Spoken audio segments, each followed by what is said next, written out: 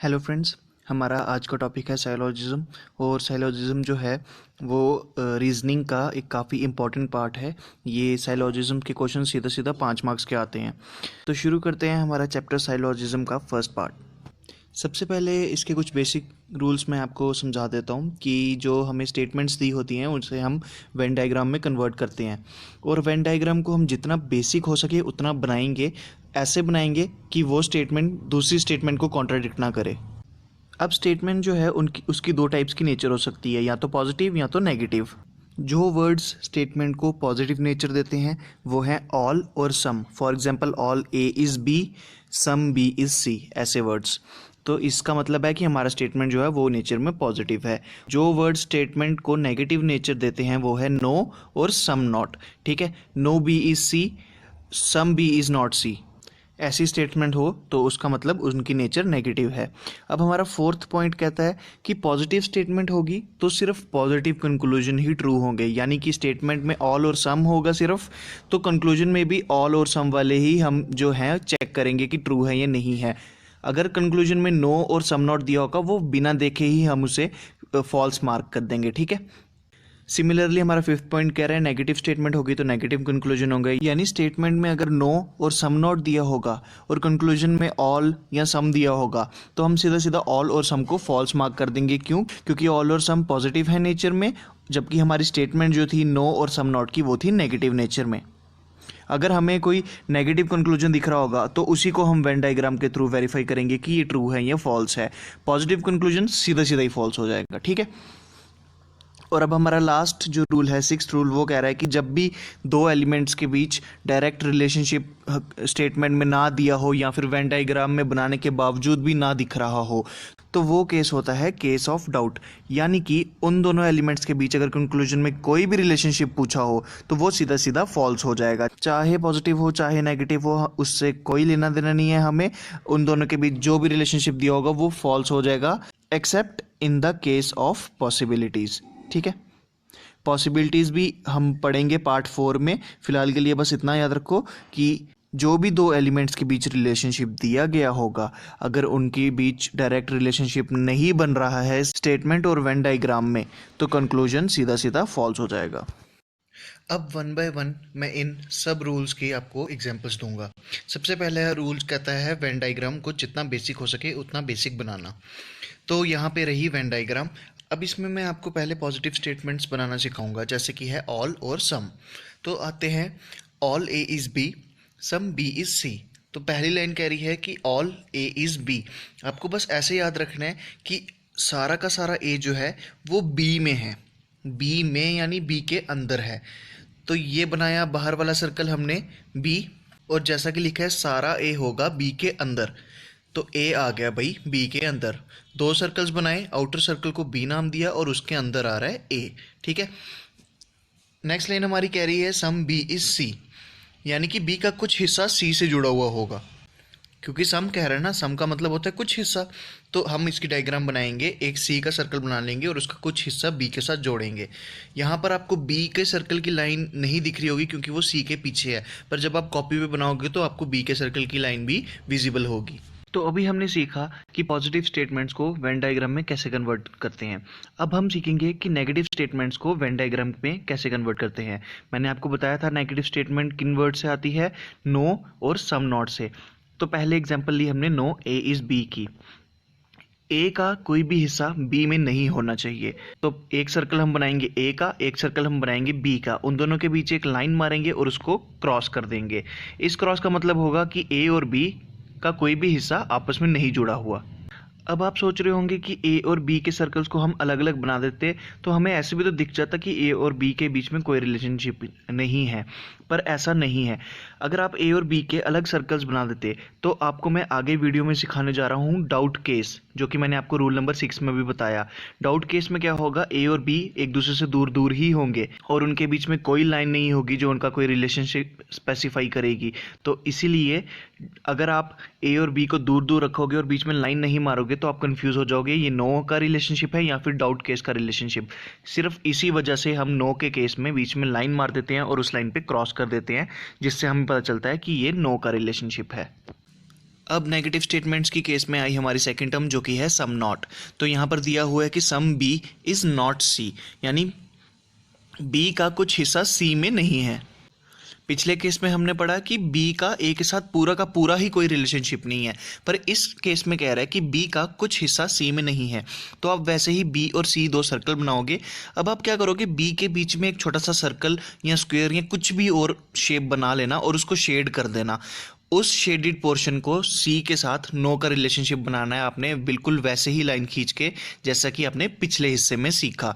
तो इससे पता चल जाएगा कि बी का सिर्फ ये छोटा वाला हिस्सा सी के साथ नो का रिलेशनशिप बना रहा है, बाकी का पूरा भी सी के साथ क्या रिलेशनशिप बना रहा है ये हमें नहीं पता। तो ये बन जाएगा केस ऑफ डाउट, यानी बी का ये रेड पोर्शन सी के साथ नो का रिलेशनशिप बना रहा है और बाकी का बचा हुआ ग्रे पोर्शन बी सी के साथ क्या रिलेशनशिप बना रहा है ये हमें नहीं पता। ये होगा केस ऑफ डाउट। अब क्वेश्चन आता है कि वेन डायग्राम का फ़ायदा क्या है। कुछ स्टेटमेंट्स ऐसी होती हैं जिनमें आप वेन डायग्राम बनाओगे, फॉर एग्जांपल स्टेटमेंट 1 और स्टेटमेंट 2, इन दो की वेन डायग्राम बनाओगे तो आपको दो एलिमेंट्स जिनका डायरेक्ट रिलेशन स्टेटमेंट्स में नहीं दिया हुआ है, उन दो एलिमेंट्स का रिलेशन आपको ऑटोमेटिकली वेन डायग्राम के थ्रू ही मिल जाता है। बहुत केसेस में ऐसा होता है मिल जाता है, बहुत केसेस में होता है नहीं मिलता है, तो वो क्वेश्चन टू क्वेश्चन डिपेंड करता है। पर वेन डायग्राम की हेल्प से आपका क्वेश्चन को सॉल्व करना बहुत आसान हो जाता है। अब ये रही एक एग्जांपल इस चीज़ को समझाने के लिए। All A is B, all B is C. तो पहले हम बनाएंगे ऑल ए इज़ बी का, मैंने आपको मतलब समझाया कि सारे जो ए हैं वो बी के अंदर हैं। ऑल ए मतलब सारे ए, इज़ बी बी के अंदर हैं, ठीक है। वैसे ही ऑल बी इज़ सी, सारे जो बी हैं वो सी के अंदर है। आप देख सकते हैं डायग्राम में एक सर्कल में ए है जो कि बी के अंदर नज़र आ रहा है और बी जो है वो भी सी के अंदर नज़र आ रहा है। तो अगर आप ये डायग्राम बनाओगे आपको ऑटोमेटिकली एक चीज़ पता चल जाएगी कि जो ए है वो सी के अंदर आ रहा है। ए अगर बी के अंदर आ रहा है और बी सी के अंदर है तो आपको दिख रहा है डायग्राम में कि ए जो है वो सी के अंदर भी आ रहा है। तो इस चीज़ से हमें पता चल गया कि ऑल ए इस सी जो है वो अपने आप सही हो जाएगा, ठीक है। आपको ये चीज़ स्टेटमेंट में नहीं दी गई है, पर जब आपने वेन डायग्राम बनाई ये चीज़ ऑटोमेटिकली आपके सामने आ गई। तो ये है वेन डायग्राम बनाने का फ़ायदा। नेक्स्ट एग्जांपल आ गई, no A is B, all C is B. मैंने आपको बताया कि नो ए इज़ बी कैसे बनाना है और मैंने ये भी बताया ऑल सी इज़ बी कैसे बनाना है। तो आप देखिए जब आप इन दोनों डायग्राम्स को कंबाइन करोगे तो ऐसा कुछ बनेगा। ए और बी के सर्कल बने और एक लाइन बनी बीच में जिस पे क्रॉस लगा हुआ है। ये चीज़ दिखाती है कि कुछ भी ए का कोई भी हिस्सा बी के साथ नहीं जुड़ा हुआ। और वहीं पर सी जो है वो सारा का सारा बी के अंदर भी आ रहा है। तो इस डायग्राम के बेसिस पे आप कंक्लूड कर सकते हो जो सी है वो सारा का सारा बी के अंदर आ रहा है और बी का कोई भी हिस्सा ए के अंदर नहीं आ रहा है।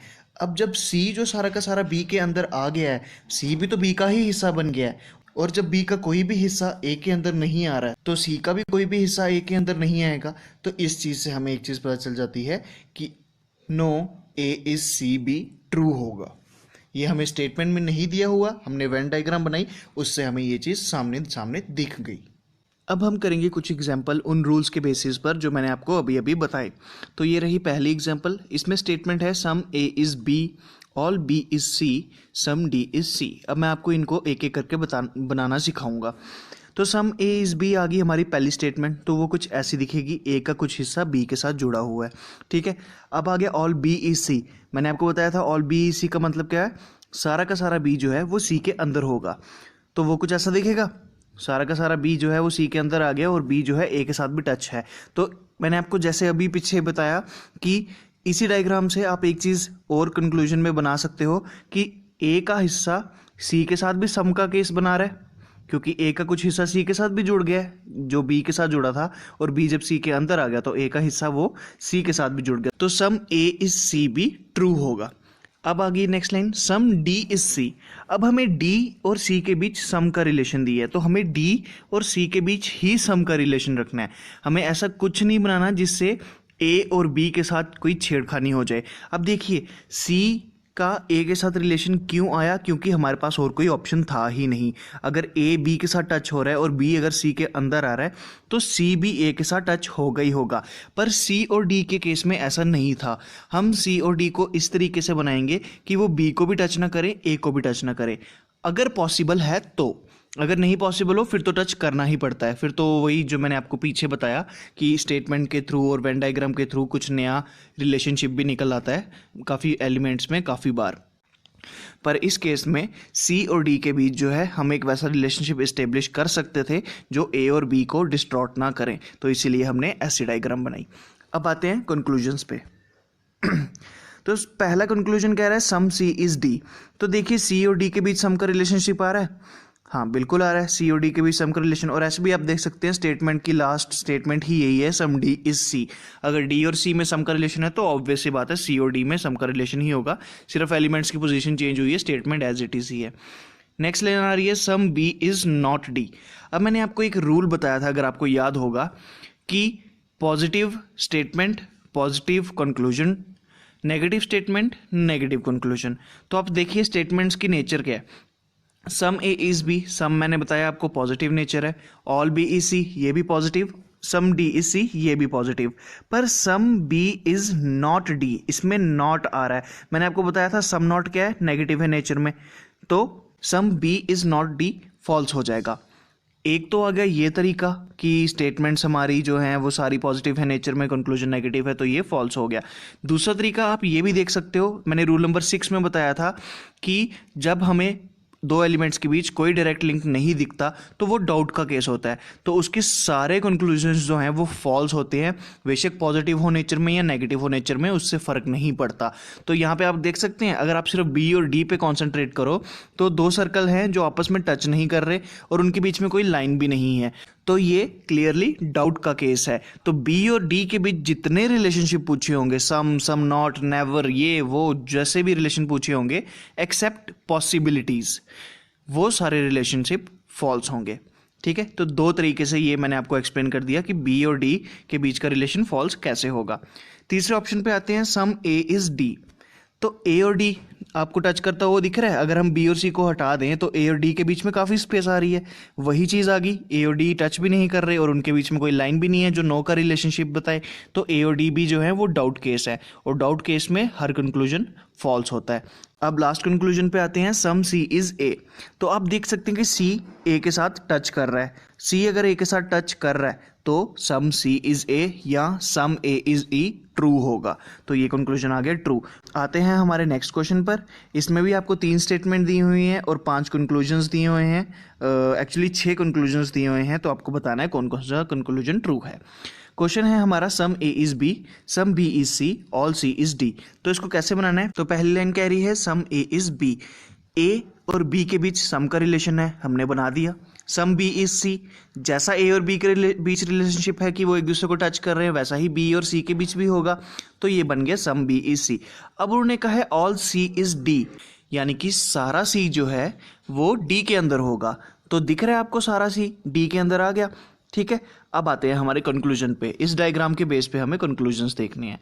सम सी इज ए, सी और ए एक दूसरे को टच कर रहे हैं, अगर हम बी को हटा दें तो सी और ए एक दूसरे को टच कर रहे हैं, नहीं कर रहे, तो ए और सी के बीच कोई डायरेक्ट लिंक नहीं है, तो ए और सी के बीच सारे कंक्लूजन फॉल्स होंगे, तो ये हो गया फॉल्स। नेक्स्ट आ गया all D is C. All D is C मतलब कि सारा का सारा डी सी के अंदर है। आपको सारा का सारा सी डी के अंदर दिख रहा है, पर सारा का सारा डी सी के अंदर दिख रहा है, बिल्कुल नहीं, तो ये कंक्लूजन भी फॉल्स हो गया। नेक्स्ट आ गया सम डी इज सी। अब कुछ हिस्सा डी का सी है, ठीक है, तो अगर सी और डी को आप ध्यान से देखो, सिर्फ सी और डी पे कॉन्सेंट्रेट करो, तो सी का कुछ हिस्सा डी में है और वही सर्कल जो सी का है वो डी का भी तो कुछ पोर्शन बन ही रहा है। तो मैंने आपको ये पहले भी चीज़ बताई, सम के केस में सम सी इज डी हो या सम डी इज सी हो तो वो हमेशा ट्रू ही होगा अगर वो एक दूसरे को टच कर रहे हैं या एक दूसरे के अंदर है। ऑल वाला केस फॉल्स होगा, सम वाला केस ट्रू होगा। ऑल वाला केस आप सिर्फ उसी के लिए ट्रू लोगे जो अंदर है, पर सम वाला केस आप दोनों में से कोई भी एलिमेंट इंटरचेंज हो जाए, पहले आए या बाद में आए, उससे फर्क नहीं पड़ता। सम वाले केस में दोनों ट्रू होंगे अगर वो एक दूसरे को टच कर रहे हैं, तो ये कंक्लूजन आ गया हमारा ट्रू। नेक्स्ट लाइन है सम सी इज डी। मैंने आपको बताया सम डी इज सी हो या सम सी इज डी हो, दोनों ट्रू होगा, ठीक है, बस ऑल वाले केस पे आपको ध्यान रखना है, तो ये भी ट्रू हो गया। Some B is not A, तो अब देखिए some B is not A, not का मतलब नेगेटिव कंक्लूजन। और आप ये भी देख सकते हैं कि हमारी तीनों की तीनों स्टेटमेंट पॉजिटिव है नेचर में, तो पॉजिटिव स्टेटमेंट होगी, नेगेटिव कंक्लूजन सीधा सीधा फॉल्स हो जाएगा। पॉजिटिव स्टेटमेंट में हमें सिर्फ पॉजिटिव स्टेटमेंट पे ही ध्यान देना है, हमें उन्हीं को देखना है कि वेन डायग्राम के थ्रू वो ट्रू आ रही है या फॉल्स आ रही है। नेगेटिव स्टेटमेंट सीधा सीधा फॉल्स हो जाएगी, तो ये हुआ है फॉल्स।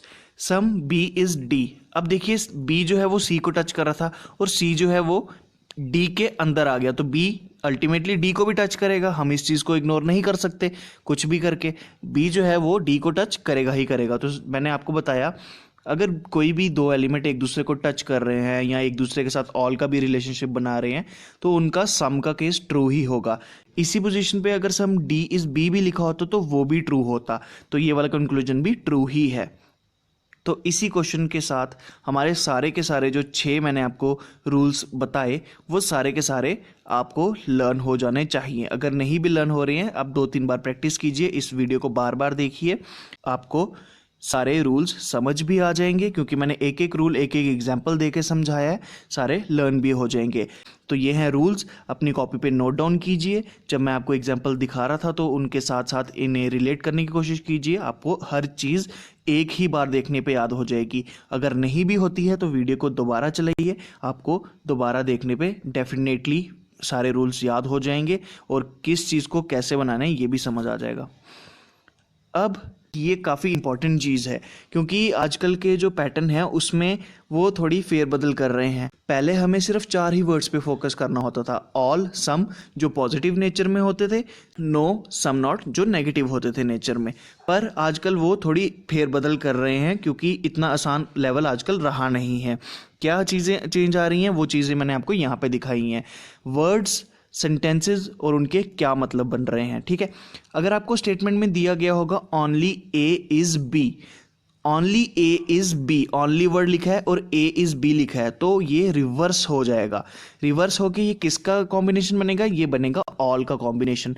तो only A is be reverse हुआ, बी इज ए आ गया और ओनली बदल गया ऑल में, तो ओनली ए इज बी बन गया ऑल बी इज ए। ये काफ़ी इंपॉर्टेंट लाइन है और आजकल मैंने जो पिछले साल एग्जाम्स दिए थे उनमें काफ़ी ये लाइन देखी थी साइलॉजिज्म में।